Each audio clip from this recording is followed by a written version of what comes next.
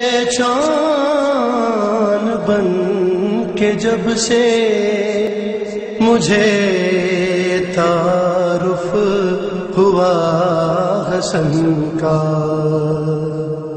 سمجھ میں آنے لگا ہے تب سے مجھے بھی کچھ کچھ خدا حسن۔ اعوذ باللہ من الشیطان الرجیم، بسم اللہ الرحمن الرحیم، الحمدللہ رب العالمین، والصلاة والسلام علی سید الانبیاء والمرسلین وعلی آلہ الطیبین الطاہرین، اما بعد فقد قال الرسول صلی اللہ علیہ وآلہ وسلم الحسن والحسین امامان قاما او قعدا۔ رسول اسلام صلی اللہ علیہ وآلہ وسلم کی مشہور و معروف حدیث جو سنی شیعہ کتب کے اندر موجود ہے اور تواتر کی حد تک ثابت ہے، اس حدیث مبارکہ میں آپ فرماتے ہیں کہ حسن اور حسین جو ہیں یہ دونوں امام ہیں، یہ چاہے قیام کریں حالت جنگ میں ہوں تب بھی امام ہیں، اور قعدہ جنگ سے ہاتھ روک لیں تب بھی امام ہیں۔ اس مختصر حدیث میں رسول اسلام علیہ السلام نے دونوں ہستیوں کا امامت کا بھی ثابت کیا ہے کہ وہ دونوں امام ہیں، ان کے بارے میں کبھی کوئی حرف زنی نہ کرنا، اور دوسری بات یہ کی ہے کہ اگر وہ جنگ کرتے ہیں تو وہ امامت کی نظر سے جنگ کر رہے ہیں، اور اگر وہ جو ہے جنگ سے ہاتھ روک رہے ہیں تو وہ بھی امامت کی نگاہ سے اور وہی کر رہے ہیں جس میں اللہ اور اس کے رسول کی نگاہ ہے۔ لہٰذا اس مقام پہ اتنا کہنا چاہتا ہوں کہ امام حسن علیہ السلام کے حوالے سے بعض لوگ یہ شبہات پیدا کرتے ہیں کہ نعوذ باللہ انہوں نے حکومت جو ہے اور خلافت جو ہے کسی اور کے سپرد کر دی تھی، تو ان سے ایک کوسچن ہے کہ اگر امام حسن علیہ السلام کا مد مقابل وہ حق پہ تھا تو پھر یہ جنگ شروع میں کیوں ہوئی؟ جنگ کا برپا ہونا یہ دلیل ہے، اور اسی طرح امام علی علیہ السلام نے جو دفاعی جنگ لڑی امیر حاکم شام کے خلاف، تو اس کا معنی یہ ہے کہ وہ خلافت کا حقدار نہیں تھا۔ جب امام علی علیہ السلام اسے خلافت کا حقدار نہیں سمجھ رہے، امام حسن علیہ السلام بھی اس کے خلاف جنگ برپا کر رہے ہیں جہاد دفاعی کے طور پہ، تو اس کا معنی ہے وہ خلافت کا حقدار نہیں ہے۔ اب کیا وجوہات ہیں، وہ کون سی ریزنز ہیں جس کی وجہ سے یہ ہدنہ ہوا؟ ہدنہ کا لفظ کا معنی ہے سیز فائر، وقتی جنگ بندی کرنا۔ جو محققین ہیں وہ کہتے ہیں یہ صلح نہیں ہے بلکہ یہ ہدنہ ہے، جو بعض طرفیں دونوں طرفیں جو ہیں وہ بعض شرائط کے اوپر جنگ بندی کرتی ہیں ایک خاص مدت معینہ کے لیے۔ صلح کا معنی یہ ہے کہ دوسروں کے عقیدے اور اس کو شرعی طور پہ تسلیم کر لینا، حالانکہ خود شرائط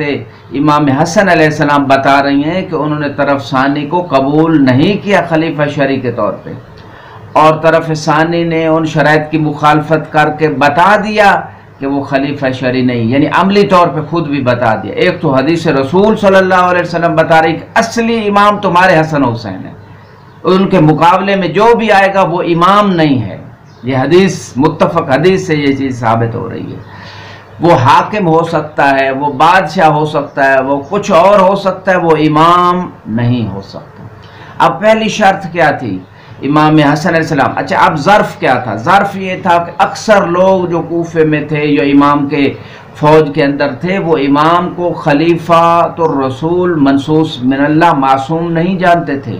جیسے کہ امام حسن کے بابا علی کو بھی اس طرح نہیں جانتے تھے، بلکہ دوسرے خلفاء کی طرح ایک خلیفہ سمجھتے تھے، اور اسی نقطے پہ بیعت کی تھی۔ اس کی دلیل جب آپ امام علی علیہ السلام نے کوفے میں تراویح کی بدعت کو بند کیا تو اس وقت کوفے میں لوگوں نے جلوس نکالا، مظاہرہ کیا اور وا سنت فلاں کہہ کے نعرے لگائے، تو امام نے امام حسن علیہ السلام فرمایا ہم نے حجت تمام کر دی، اب ان کو ان کے حال کے اوپر چھوڑ دو۔ اور اسی طرح صفین میں امام کے مقابلے میں آنا، اگر یہ امام کو منصوص من اللہ سمجھتے ہوتے، معصوم سمجھتے ہوتے، کبھی امام کے حکم کے خلاف جو ہے وہ آواز بلند نہ کرتے۔ اس کا معنی یہ تھا کہ کوفہ میں اکثر لوگ غیر شیعہ تھے لیکن بہت کم تھے، اور اس میں اس شبے کا بھی ازالہ ہو جاتا ہے جو یہ کہتے ہیں کہ کوفے والے شیعوں نے خط لکھا اور شیعوں نے پھر امام حسین کو قتل کیا۔ نعوذ باللہ، شیعہ کا معنی ہی ہوتا پیروکار، جو پیروکاری سے نکل گیا یا پیروکاری نہیں کرتا وہ شیعہ ہی نہیں ہے۔ شیعہ کا لغوی معنی اگر لیا جائے تو لہٰذا جو کوفے میں خط لکھنے والے تھے امام حسین علیہ السلام کو، وہ بنو امیہ کے ظلم سے تنگ تھے، اقتصادی ظلم سے، امن و امان کے ظلم سے، ہر اعتبار سے۔ اس وجہ سے انہوں نے چاہا کہ کوئی عادل حکمران آ جائے۔ جب ان کو خوف زدہ کیا گیا، جب ان کو ڈرایا دھمکایا گیا، تو وہ امام حسین علیہ السلام کو چھوڑ جاتے ہیں۔ وہ اکثر شیعہ نہیں تھے، دلیل یہ ہے کہ تراویح کے لیے جلوس نکال رہے ہیں۔ دوسری بات یہ ہے کہ امام حسن علیہ السلام نے جب ان کی فوج کے اندر حاکم شام کے جاسوسوں نے مختلف جھوٹی افواہیں پھیلائیں کہ فلاں نے صلح کر لی، فلاں نے یہ کر لیا، فلاں مل گیا، تو چونکہ امت مسلمہ کی 14 سال گزرنے کے بعد بھی آج تک وہ کامل تربیت نہیں ہے، لہٰذا ان کے اندر فوراً افواہوں کو قبول کر کے منتشر ہونے کی بات موجود ہے۔ لہٰذا تربیت نہیں تھی امت مسلمہ کی اغلب لوگوں کی، تو وہ منتشر ہو گئے، اور کچھ دنیا پرست لوگ مال دنیا میں اور حکومت کے لالچ میں انہوں نے آ کے وہ بک گئے جا کے، اور انہوں نے اس سے جا کے صلح کر لی اپنا معاویہ سے۔ تو اس کا معنی یہ ہے اس مقام پہ کہ ان تمام صورتحال میں امام کے سامنے دو راستے تھے کہ چند مخلص اصحاب اور اہل بیت کے ساتھ یا تو شہادت کو اختیار کرتے، یا اس خاص جو جماعت تھی ان کو باقی رکھنے میں حکمت تھی کہ اسی میں اصلی اسلام کا استمرار ہے۔ اور امام حسن علیہ السلام اس ظرف میں چاہ رہے تھے کہ اگر وہ امام تھے، وہ جانتے تھے کہ کس میں مصلحت ہے اسلام کی، لہٰذا انہوں نے اس جماعت کو باقی رکھا، اور خود امام کے الفاظ بھی ہیں اگر وہ اس وقت سارے شہید ہو جاتے تو شاید اصلی اسلام ختم ہو جاتا۔ تو امام نے جو کیا جس میں اللہ کی رضا تھی وہی کیا۔ تو اس وجہ سے جو نابلد لوگ ہیں انہیں امام کی شخصیت کو سمجھنا چاہیے، اور امام حسین علیہ السلام بھی ساتھ ہیں اس جنگ میں۔ جب دفاعی جنگ کے لیے امام حسن علیہ السلام اٹھتے ہیں تو امام حسین ساتھ ہیں، جب امام بیٹھ جاتے ہیں رک جاتے ہیں وقتی طور پہ جنگ سے تو امام حسین علیہ السلام ساتھ ہیں۔ اور کربلا میں جب امام حسین علیہ السلام نے دفاعی جہاد لڑا تو امام حسن علیہ السلام کی طرف سے ان کے بیٹے اور خصوصاً جناب قاسم کو وصیت کی تھی کہ اپنے چچا کا ساتھ دینا۔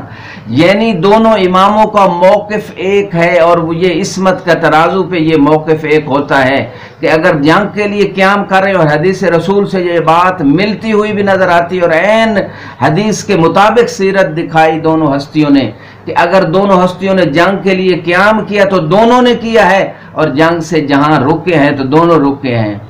اور اب میں آپ کو ان شرائط کا خلاصہ بتاتا ہوں۔ پہلی شرط جو امام حسن علیہ السلام نے مصلحت اسلام کے لیے